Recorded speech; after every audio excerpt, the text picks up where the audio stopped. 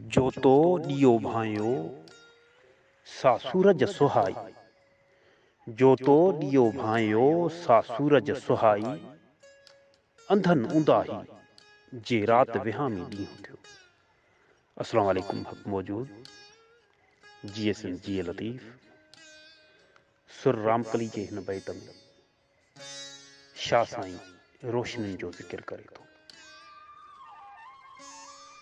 शौरी तौर बरंदड़ लाट जो ज़िक्र करे थो, इल्म जो ज़िक्र करे थो, शौर जो ज़िक्र करे थो, खुशहाली जो ज़िक्र करे थो। जो तो ॾियो भायो सा सूरज सुहाई, जंहिंखे तो ॾियो सम्झो सा सिज जी रोशनी अथई। शाह साईं जो जेको कलाम आहे इहा लाट मिसल आहे, ऊंदाहीअ में रोशनी मिसल आहे।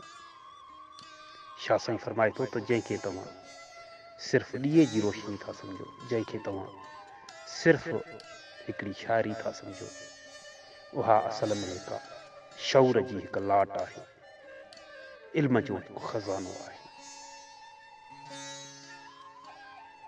अगरि तव्हां हिन कलाम खे परूड़े सघो,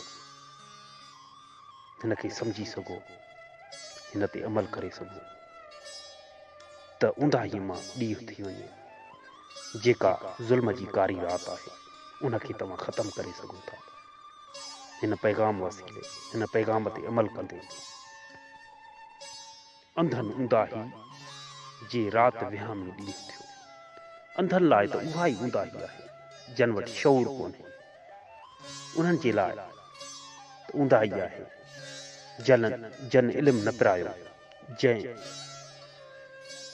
शौर न पिरायो, जंहिं पंहिंजे बुनियादी हक़नि खे न सम्झियो, जन पंहिंजे वतन में जेके वसीला आहिनि उन्हनि बाबति जन खे ॼाण न आहे, त उन्हनि लाइ ऊंदाही आहे, उन्हनि लाइ को बि सोझरो न आहे।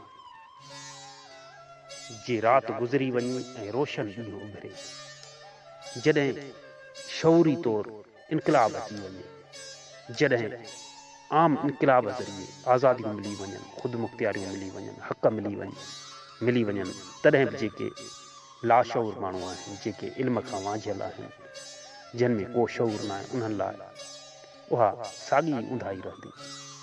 आज़ादियूं मिली वञनि, ख़ुदि मुख़्तियारियूं मिली वञनि, तॾहिं बि उहे पुठिते पयल माण्हू, उहे इल्म खां वांझियल माण्हू, उहे तॾहिं बि पुठिते ई हूंदा, उन्हनि जी हालत कॾहिं बि न बदलंदी। तंहिं करे शाह साईं जी हिन पैगाम खे सम्झणो आहे। इल्म, अक़ुल ऐं शौर वसीले राति मंझां ॾींहुं करिणो आहे, पंहिंजा हक़ हासिल करिणा आहिनि,